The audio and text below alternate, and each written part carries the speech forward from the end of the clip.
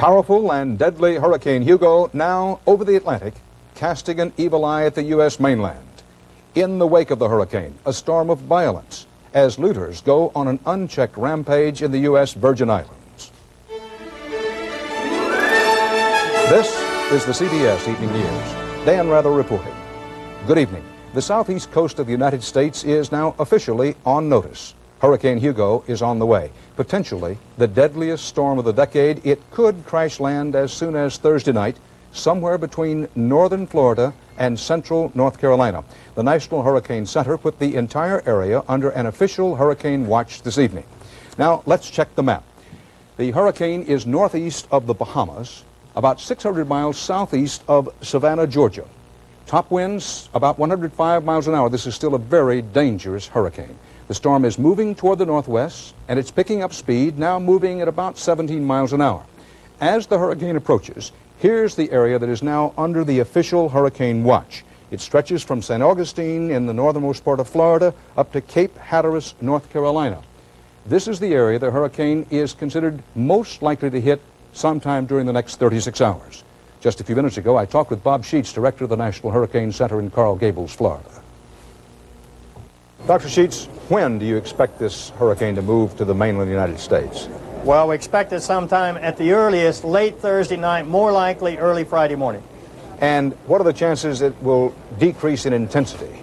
We don't think it's going to change much over what it is right now. It's around 100, 105 miles per hour, maybe plus or minus 10 miles per hour. Category 2 hurricane. Down from its very top winds of, say, 140, but still a very deadly hurricane? Yes, very much so. And, of course, the conditions along the east coast of the U.S. are much worse than they are in the Caribbean because now we have a storm surge problem. That is the dome of water that moves across the coast when that hurricane makes landfall. The core question, of course, is where will the hurricane hit? Forecasters have to guess, but they guess after feeding facts and figures into their computers to come up with some best bet probabilities. The highest likelihood right now is that the hurricane will roar ashore somewhere between Daytona Beach, Florida, and Charleston, South Carolina. That's most likely. Somewhat less likely, but certainly possible, is that the hurricane will hit between Charleston, South Carolina, and the North Carolina border, or in central Florida. Considered least probable that the hurricane will take a turn and land in the Miami area, or up around Cape Hatteras, North Carolina. Remember, hurricanes swirl in a counterclockwise position. High water will be highest in this particular section if it follows what is predicted for it. And these probabilities are simply for a first hit of the center of the hurricane. After the hurricane lands, it could barrel way up north, hitting other areas along the east coast, or it could bounce back out to sea and then crash ashore somewhere else. In the Caribbean resort islands, where Hugo is history, cleanup and relief operations are underway. In the U.S. Virgin Islands, on the heels of the natural disaster, man-made violence and lawlessness. And the U.S. Coast Guard tonight moved in to rescue tourists and residents. CBS News correspondent Juan Vasquez begins our coverage from St. Croix.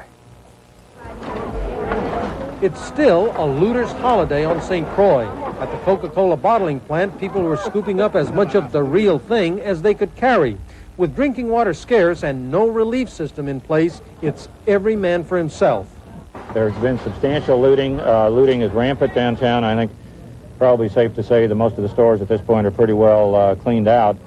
So I think they need to try to establish law and order as quickly as possible. That means rushing help into St. Croix quickly because the police are overwhelmed and the National Guard won't try to stop it unless martial law is declared. That is not my responsibility. I am reinforcing the police department.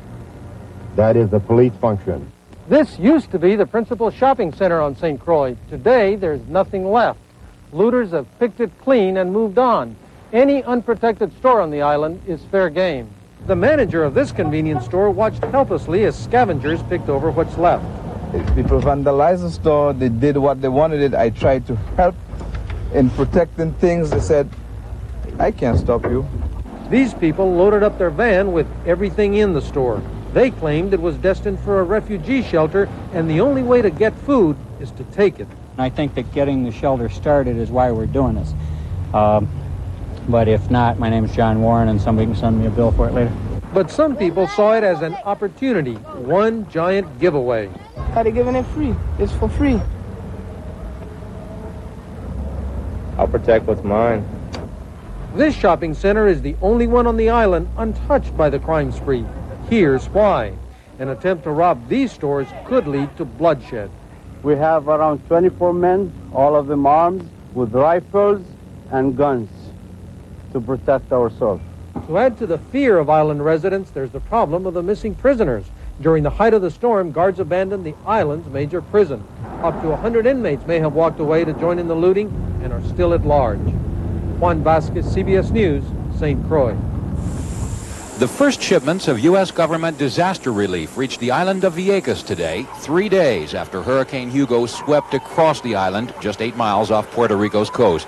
The Coast Guard dispatched cargo planes from North Carolina. The Army provided trucks and water tanks, and the Navy brought in water to a place that has been without it since Sunday night. The governor's office in San Juan says 40% of the homes in Vieques were destroyed. The islanders say 60% were lost. In some cases, only the foundations weathered the storm. More than 1,000 islanders are now believed to be homeless. There are a lot of homes that have been destroyed on Vieques. The power is down and the water is down. However, they're rallying together. They understand it's a tough situation, and I think they're doing quite well. It's doubtful that most people here have heard the reports of looting and lawlessness on nearby islands.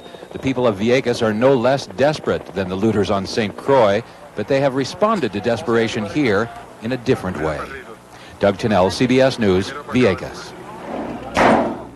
Putting things back together is going to be tough for Thomas Willock. 81 years old. He hopes to be back in his house by the end of the week. I'm very old, you know. I'm old, but I have to help myself. I have to try and help myself because it's a disaster. Very heavy disaster. 90% of the homes in Montserrat were damaged or destroyed in the storm, forcing many people to live and even sleep in the streets. This roof came from across the street there. Well, where's the house? The house is, you can see part of it here. You can see part of the flooring, and you can see part of the house. As it tries to recover from Hurricane Hugo, Montserrat's greatest asset, its island isolation, has become its greatest problem. Cut off from the rest of the world, there's no easy way to get the materials to restore power, water, and housing lost in the storm. Our port is smashed up. There's no port.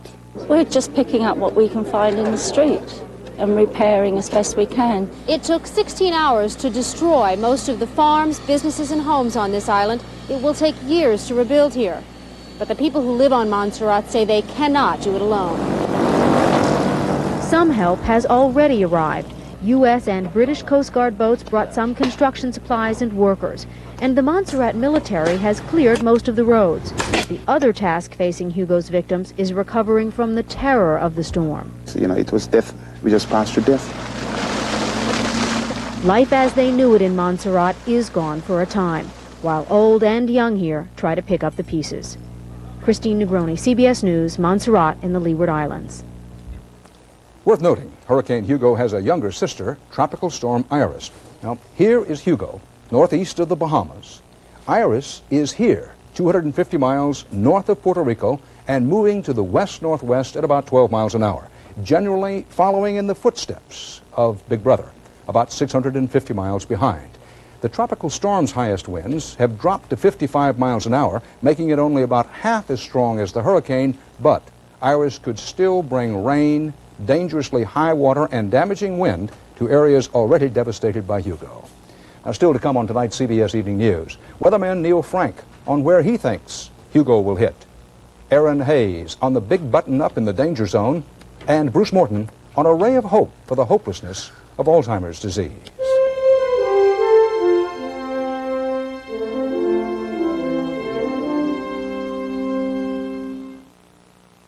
Everybody knows the pain reliever hospitals use most is Tylenol. But Tylenol is also recommended most for everyday pain by internists, family practitioners, general surgeons, and on and on. Tylenol, recommended the most by the people who know the most.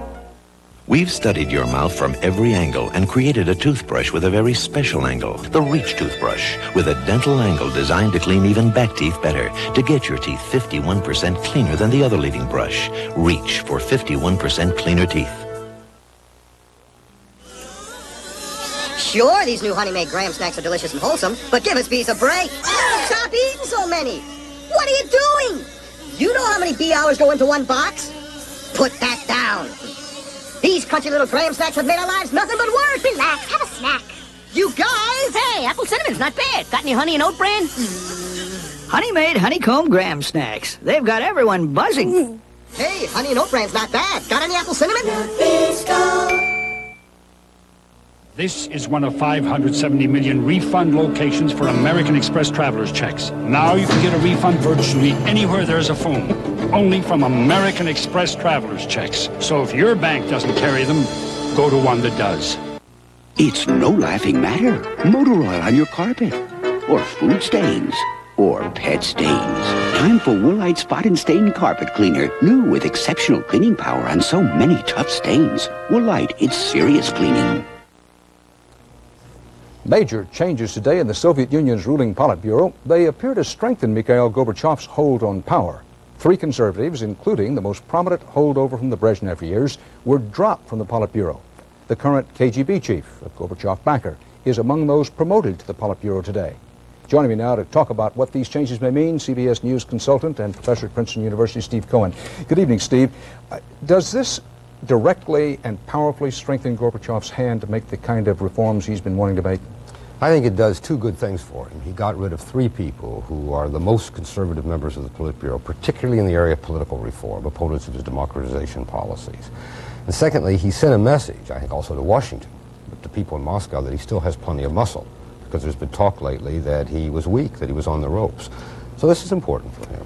Now, at this Central Committee meeting, Gorbachev announced plans for next year, a National Party Congress. Is this related to his strengthening his hand? Sure it is. This is not his Communist Party. It is absolutely not the Gorbachev Communist Party. There is within the party a Gorbachev wing, but it's a minority. They're candid about this. He has said in recent weeks that the party is unreformed. He wants a new party, so he's called this Congress. But it's not clear he'll get the delegates he wants. For example, even today, though he got rid of 3 people he didn't like, the people he wanted on the Politburo with full votes he didn't get. Steve Cohen, thanks. My pleasure. Search teams found the wreckage today of a French UTA airline flight bound from the Congo to Paris. No known survivors, 7 Americans among those on board the U.S.-built DC-10. Searchers said the wreckage was scattered over such a wide area of the Sahara Desert, the plane may have been bombed out of the sky. And in London, a phone caller took responsibility in the name of the pro-Iranian Islamic Jihad. From London, correspondent Peter Van Sant reports. While friends and relatives in Paris mourn the loss of their loved ones, a team of U.S. investigators is leaving Washington tonight, hoping to learn whether a bomb brought down the French UTA DC-10 yesterday, killing all 171 people on board, including the wife of the U.S. ambassador to Chad. We are unable to verify any of the reports of a possible explosion, although we are aware that the airline is now saying a bomb was most likely the cause. The UTA flight originated in the Congo, making one stop in Chad. 1 hour into its flight to Paris, the DC-10 disappeared from radar. In London tonight, an anonymous caller said the Muslim terrorist group Islamic Jihad blew up the plane. The caller read a vague statement saying the group was proud of the attack and tied it to the Israeli kidnapping of Sheikh Obaid in July. The French government had angered some Muslim groups in Beirut when it put warships off the Lebanese coast in a show of support for Christians there. I think at the moment we must assume that despite the claims of responsibility that have been made, the field is still open on who is really responsible. If the UTA accident was the work of terrorists, it would mark the 2nd time in 9 months that a bomb has brought down a jumbo jet. Last December, a Pan Am jet exploded over Lockerbie, Scotland, killing all 259 people on board. This afternoon, Pan Am was fined $630,000 by the FAA for alleged security violations in London and Frankfurt, Germany, discovered after the Lockerbie accident. We need to try and block the weakest, points in the aviation security system, because these are the areas where the terrorists know they can get through. Areas which include remote Africa, where terrorists may have found a weak security link and murdered 171 people. Peter Van Sant, CBS News, London.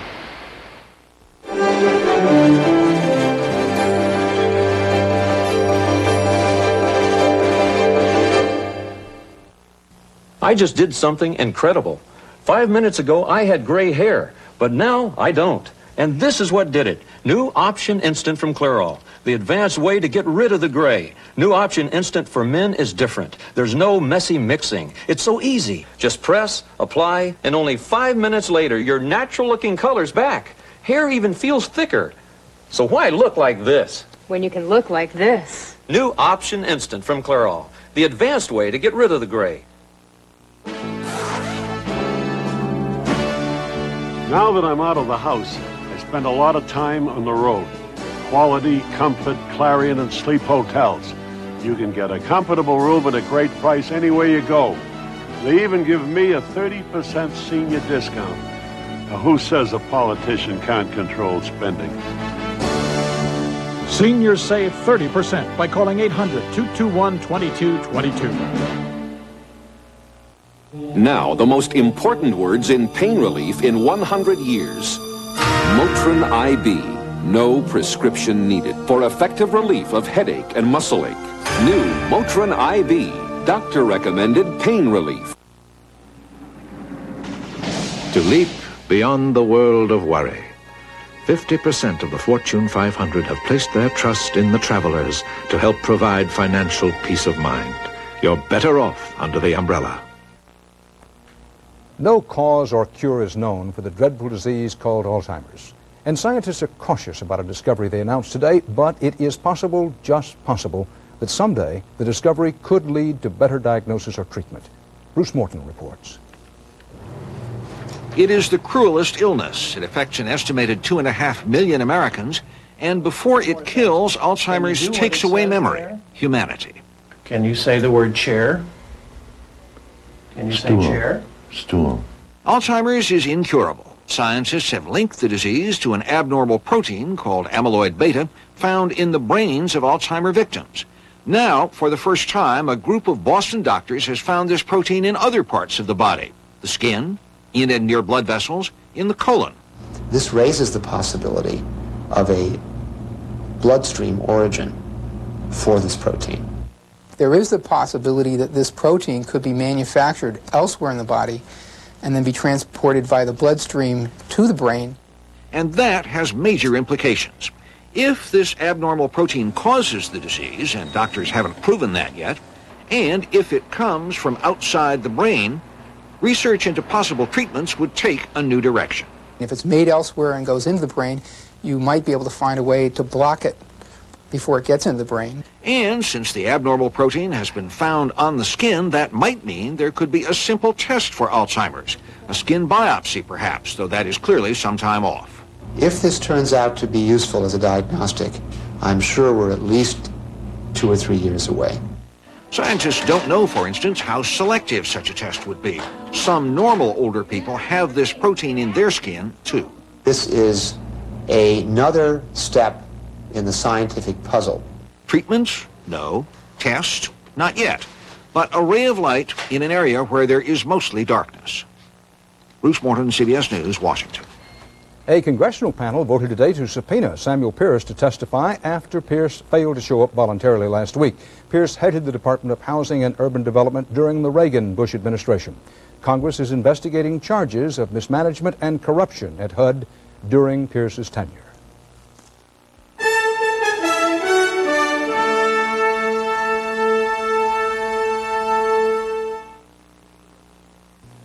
The Subaru Legacy L and the Mazda 626 DX. Which one is the bigger value? Well, the Subaru Legacy has a lot of standard features the competition doesn't, like more horsepower, power windows and door locks, 4-wheel disc brakes, and an ETR AM/FM stereo. So, compared to the Subaru Legacy, it's obvious the 626 just doesn't measure up. See your Subaru dealer for details on the special value lease program.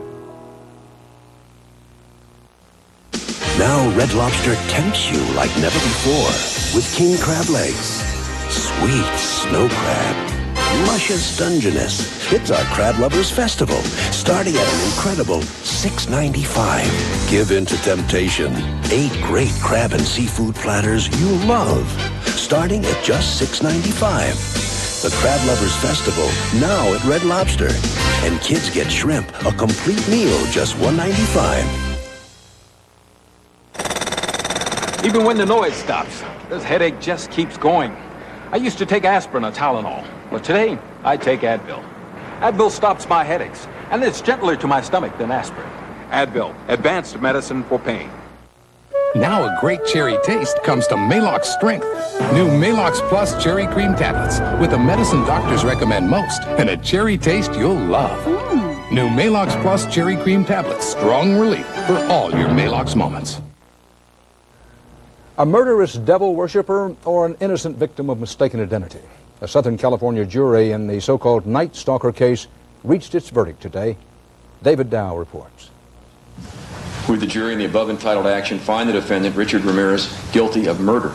It took the jury 22 days to find Richard Ramirez guilty of all 13 murders and 30 related felonies he was charged with.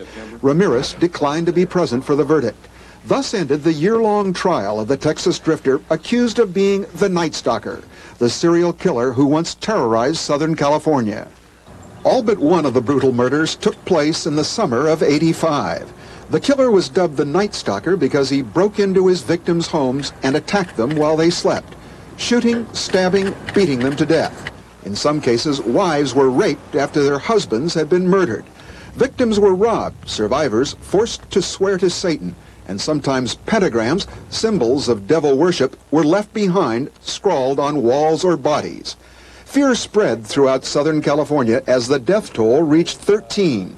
I'm very upset. It's frightening and I'm scared. Everybody is real edgy. We have diligently tried to lock all the doors and windows. Gun sales doubled. A hunt was launched for the man in the police sketch. And Richard Ramirez was finally captured by an angry mob in an East Los Angeles Hispanic neighborhood. He'll safe. In court, Ramirez was defiant. A guard said Ramirez posted pictures of a victim in his jail cell, declaring, "There is blood behind the Night Stalker." Defense attorneys said Ramirez was a victim of mistaken identity, but witnesses and fingerprints tied him to the murders and ultimately sealed his conviction. The jury's deliberations were prolonged when alternates replaced two jurors. One had been sleeping on the job, the other was found murdered. Now the court will decide the fate of Ramirez, whether he's sentenced to death or life in prison. David Dow, CBS News, Los Angeles. The Greek parliament today ordered former Prime Minister Andreas Papandreou to stand trial on charges of ordering illegal telephone wiretapping during his 8 years in power. An unprecedented coalition of conservatives and communists voted to lift the 70-year-old socialist immunity from prosecution and send him to trial before a special Greek criminal court.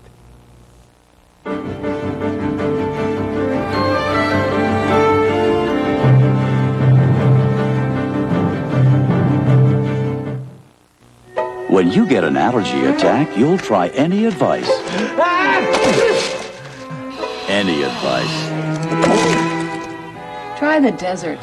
But the best advice is what doctors have said millions of times. Take Dimetap. Dimetap in non-prescription formulas brings proven relief. So take the advice of doctors and pharmacists for allergies. I see the desert worked. And take Dimetap, the best advice you can take.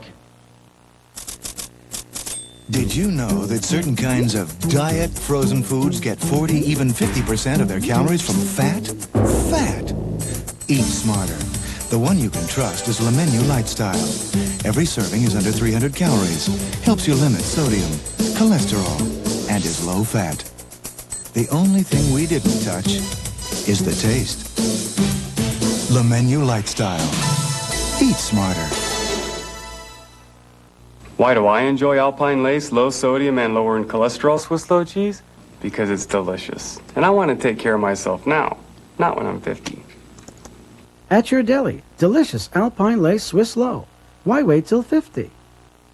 To the average car, this could be a dangerous body of water, even though it's only an inch deep.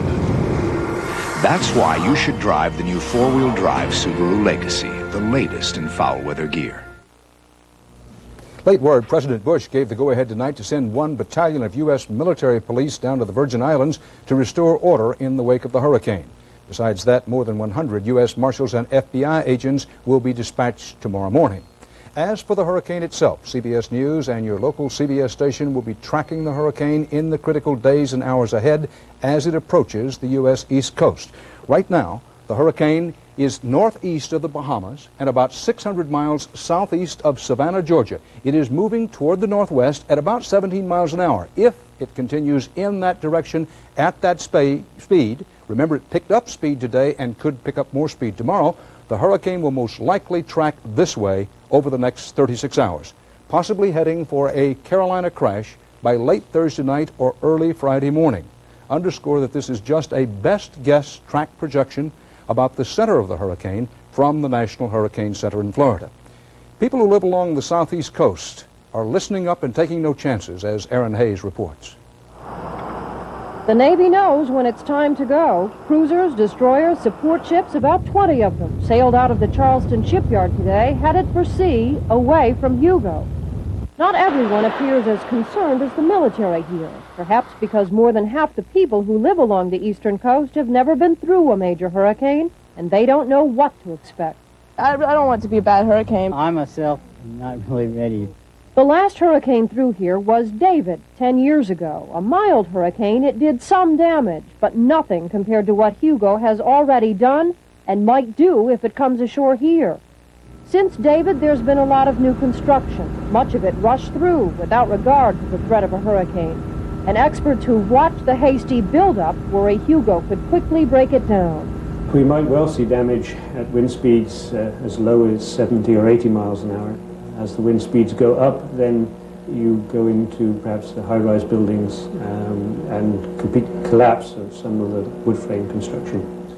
Winds aren't the only worry. Some of the new development is only a few feet above sea level. A storm surge from Hugo could put much of this underwater. That's been enough to convince quite a few people here to start getting ready. Don't take no chances. Houses are being sealed up. Charleston City Hall boarded up. Schools closed for the rest of the week. Store shelves going bare as people accept the possibility of Hugo crashing in. As Hugo continues to head this way, plenty of weary people will start leaving, possibly as early as tonight, leaving boarded-up homes and high-rises to an uncertain fate all along this coast. Aaron Hayes, CBS News, Charleston, South Carolina. Joining us live now is CBS News consultant Neil Frank, one of the world's foremost experts on hurricanes and now the chief meteorologist for our affiliated station, KHOU in Houston. Dr. Frank, what do we need to know, and specifically what do those people in the southeast part of the United States need to be aware of? Okay, Dan, the most important thing today to note is that the storm picked up forward speed, moving 15 to 20 miles an hour. That means that hurricane warnings may be posted tomorrow in portions of the hurricane watch area, and that also means that there's going to be an evacuation notice. People need to get ready tonight to evacuate in the morning if they're told to do so. Now, this dome of water Dr. Sheets talked about earlier in the broadcast, what's that about? Well, that's the storm surge, and the wind's blowing the water towards the coast, and it can't run away, so it just builds up, and that's why people need to be ready to evacuate when they're told to get out. And when you see the pictures of the hurricane, the area on the upside, the north side of the hurricane, are in the most danger. That's right, on the right-hand side, looking in the direction that the storm is moving. Dr. Neil Frank in Houston, thanks. We'll be talking to you as time goes along. And that's tonight's CBS Evening News. Stay tuned to this station for more on the Hurricane Watch. For now, Dan Rather, good night.